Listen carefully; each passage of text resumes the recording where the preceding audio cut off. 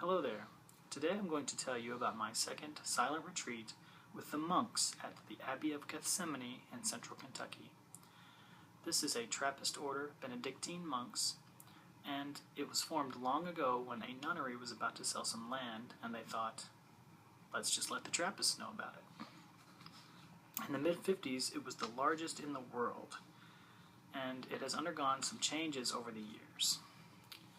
In the 60s, they decided to get rid of all of their stained glass and their nice ornaments and statues and things, and they brought everything back to a more simple, clean, rustic vibe so that the ornamentation wouldn't get in the way of their direct communion with Christ and the creation and everything. It's an unusual monastery because it housed a very important figure in religious writing, Thomas Merton, who wrote a lot about the similarities between different religions and how Buddhism, for example, could find common ground with Christianity. So, to that effect, they hosted the Dalai Lama in 1996, and there was kind of a symposium of Buddhist monks and Christians there at the Abbey. Now there are only about 40 monks who live there.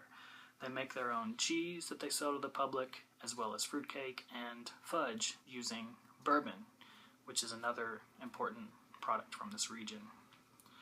I stayed once many years ago, right after college, so 7 or 8 years ago. I did a week-long retreat there. At that time, I had a lot going on in my life. I was a recent college graduate. I was flailing around trying to figure out what I wanted to do with my life. I didn't really have a lot of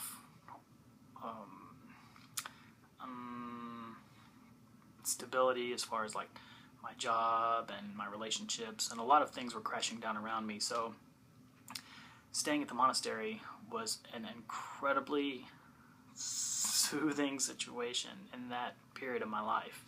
It's not to say it wasn't easy, because it's a silent retreat, and if you get yourself away from all the distractions in your life that normally would take your mind off of the things that are actually bothering you, then you really have to confront everything. And coming face to face with my anxieties and the journey I was taking out of university life, and everything it sort of made me feel very tense and anxiety-ridden. So I felt like I couldn't breathe, and I remember very vividly hiking around in the woods, and I couldn't get a deep breath in. I was so filled with these tumultuous emotions. This time when I stayed, I was a lot more settled in my life. I didn't really have any big questions weighing on me. Life is pretty stable. I had some business related to my job that was kind of souring my experience because I had to be in communication with some people about my work, so I couldn't really get the full effect. But I did stay for a week, and I did a little hiking. They have 1,000 acres that they allow the retreatants to explore. There's a sculpture garden out in the woods and a lot of farmland that they use. 1,000 acres are reserved for the monks themselves. You can stay either in the fully furnished guest house, where you will be presented with a room all of your own with an attached restroom and shower, or you can stay in the actual monastery proper in the southern wing if you're a male, and that's where I stayed this time. I didn't have a restroom of my own, but some of the rooms in the south wing do. That's where the actual monks stayed before they opened it to the public. Since they have a tradition of hospitality, there's no charge for any of the meals or the boarding. You go and you stay up to 1 week a year. Everything's provided for you. 3 meals a day and snacks between meals.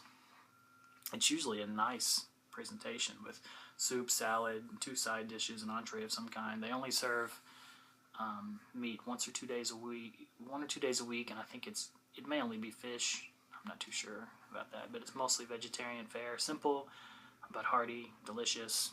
Some of the meals were really, really good. Everything's eaten in silence. The last time I stayed, they would sometimes have tape cassettes broadcasting like meditation sessions or gentle music, but this time they didn't have any of that. A lot of people go there, and a lot of people love the place. It's very beautiful to look upon. The cathedral itself, or the actual church, is occupied 9 times a day by the monks who pray, starting at like 3:30 in the morning and going all the way till 7:30 at night, at a very regimented schedule. And as a retreatant, you don't have to go and pray with the monks or be present there in church. You just have sort of free reign over the facilities to go and enjoy the library or sit in quiet meditation in your room. They actually do have Wi-Fi for about 12 hours a day, so of course I had some work requirements that made me get online, but I was trying to avoid that. The library is really well outfitted. I thought it was funny that the first time I stayed, I searched and searched, and there was not any information about Saint Benedict, who created the rule of Saint Benedict, which the order relies upon to give them their structure. And it's a very strict rule set, and it dictates what the monks do, how their different jobs are set up, and how they behave and function in this small society. The first night I stayed, it was a tremendous rainstorm, and I loved the rain, so I opened the window and let it just flood in. It was fantastic. They do provide you with a Bible.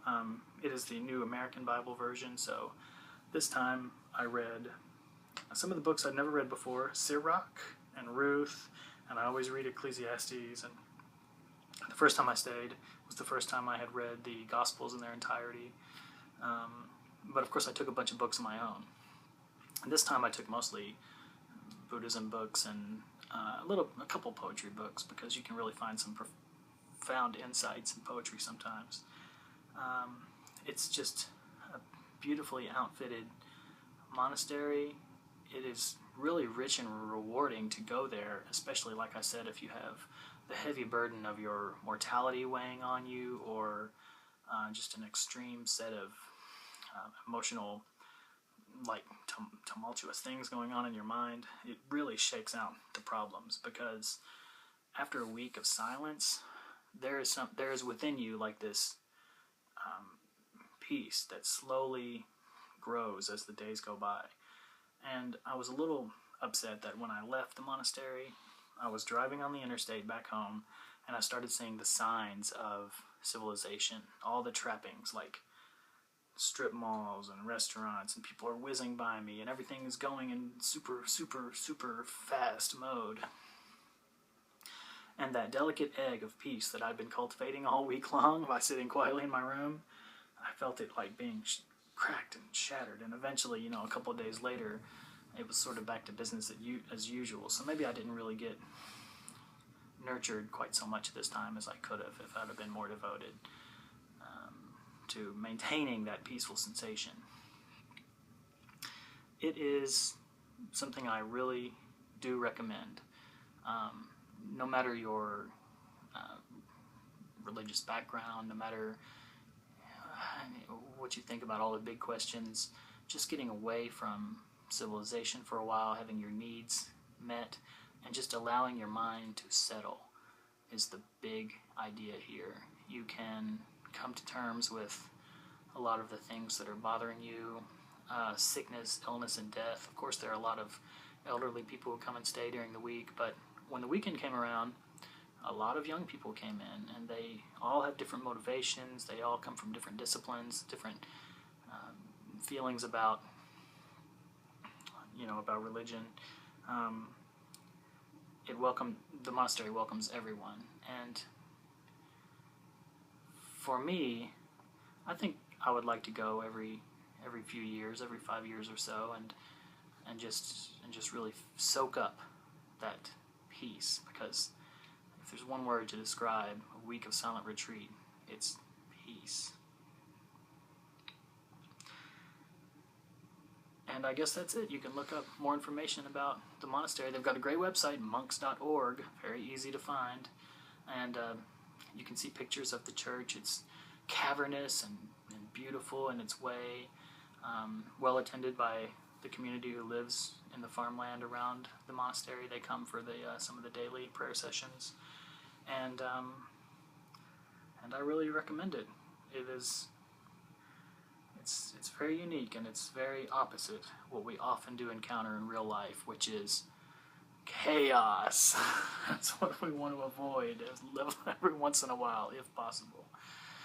And there's no better place to escape chaos from the outer realm, but you might find that you have chaos inside that you need to sort out.